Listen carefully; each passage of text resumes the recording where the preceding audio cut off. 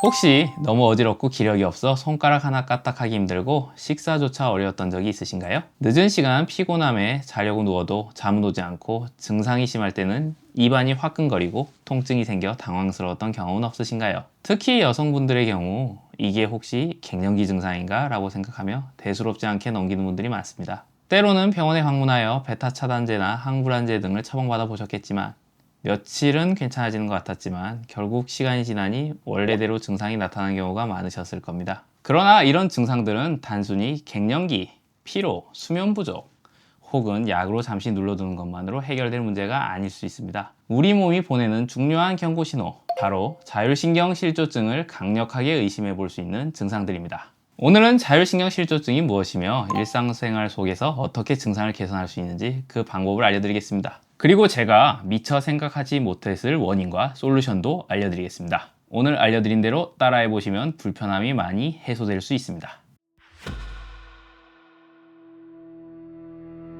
자율신경계가 적절하게 작동하지 않아 발생하는 질병으로 심박수, 혈압, 소화, 체온 조절, 땀, 방광 기능 등을 무의식적으로 조절하는 데 문제가 생기는 상태입니다. 자율신경계는 필요할 때 100% 작동하는 체성신경과는 달리 항상 켜져 있으면서 내 몸 안의 상태를 유지하는 신경계입니다. 껐다 켰다 하는 스위치가 아닌 반대되는 힘이 동시에 작용하면서 균형을 이루는 게 특징으로, 따라서 특정 신경을 차단한다고 해서 문제가 해결이 되지 않고 더 복잡해지는 상황이 자주 만들어집니다.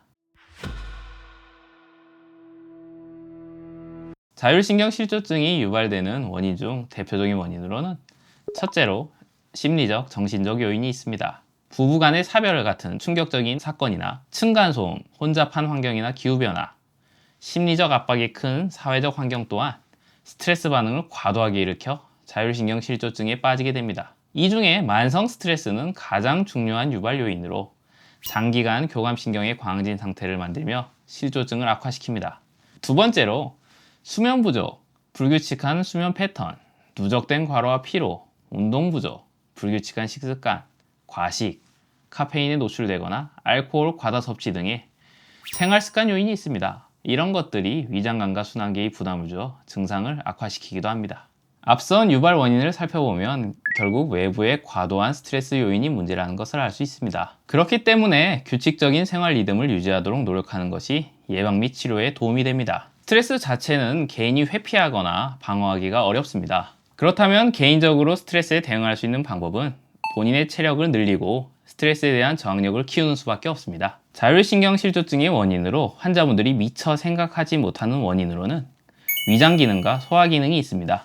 위장 기능과 소화 기능을 개선하면 자율신경실조증의 증상을 크게 완화시킬 수 있습니다. 그런데 여기서 이 부분을 처음 접하시는 분들은 소화불량이랑 어지러운 게 무슨 상관이야? 라며 의아해 하실 수 있습니다. 아마 이전에는 들어보지 못하셨기 때문일 겁니다. 유튜브나 블로그의 정보들은 대부분 비슷비슷하니까요. 하지만 이 영상을 보고 계신 분들이라면 아마 그런 방법들로는 만족스러운 효과를 보지 못하셨을 가능성이 높습니다. 소화기는 간단하게 생각하면 몸을 관통하는 하나의 관입니다. 생각해보면 장벽세포는 일종의 체표의 역할을 하면서 몸 안과 밖을 구분합니다. 이 관이 막힌다면 우리 몸은 어떻게 될까요? 냉탕에 들어가면 모든 피부가 찬물에 노출되는 것처럼 자율신경실조로 인한 소화기능의 저하는 몸이 냉탕에 들어가는 수준의 광범위한 스트레스를 지속적으로 유발시키게 됩니다. 피부는 닦아내거나 씻어내는 등의 처치를 할 수 있는데요. 위장 간의 벽들은 직접적으로 치료하기도 어렵습니다. 집안의 싱크대가 막히면 위로는 관이 역류하고 아래로는 관이 압력을 받아 줄줄 새는 등의 온갖 문제를 일으키는 것처럼 배관을 원활하게 소통시키는 것은 이 모든 치료에 있어 반드시 먼저 해결해야 하는 가장 핵심적인 것입니다. 그러다 보니 자율신경실조증에서는 소화불량, 식욕부진, 오심, 구토 등이 정말 흔하게 나타납니다. 몸이 예민해져 있다 보니 새로 들어온 음식 자체를 스트레스로 받아들인 경우도 많습니다. 간단하게 시도할 수 있는 개선 방법이 있는데요. 바로 소량의 생강, 시나몬, 귤껍질 등을 식전 루틴으로 활용하는 겁니다. 본인이 좋아하는 향과 온도로 차처럼 만들어서 항상 식사 전에 30에서 50ml 정도만 소량 마시는 겁니다. 이렇게 후각, 미각, 그리고 따뜻한 온도로 위장관을 짧게 자극해주면 미주신경을 안정시키고 스트레스를 줄이는 데도 도움이 될 수 있습니다. 오늘 내용을 요약하자면 자율신경실조증은 결국 내 몸이 감당할 수 있는 양 이상의 스트레스 때문에 발생합니다. 따라서 치료는 이 스트레스를 분산시키고 관리할 수 있는 몸 상태를 만드는 것입니다. 특정 신경 차단 주사나 신경 항진제, 억제제 등은 일시적인 효과를 볼 수는 있지만 장기적으로는 근본적인 도움이 되지 않는 경우가 많습니다. 본인에게 해당하는 원인을 정확히 알고 오늘 알려드린 개선 방법.